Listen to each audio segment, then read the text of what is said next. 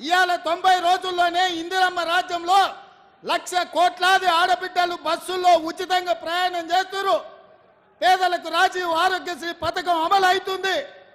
పేదలకు ఇవాళ 500 రూపాయలకే ఆడబిడ్డలకు సిలిండర్ అందిస్తున్నాం. పేదలకు ఇవాళ 200 యూనిట్లు ఉచితంగా ఇంటి విద్యుత్ ఇస్తున్నాం. ఇవాళ పేదలకు 5 లక్షల రూపాయలతోటి ఇందిరమ్మ ఇల్లు కట్టుకోనికే కాంగ్రెస్ పార్టీ పనిచేసింది. ఇదే కాదు, 90 రోజుల్లో 30,000 ఉద్యోగాలు నిరుద్యోగ యువకులకు అందించి ఉద్యోగాలు లేక ఉపాధి రాక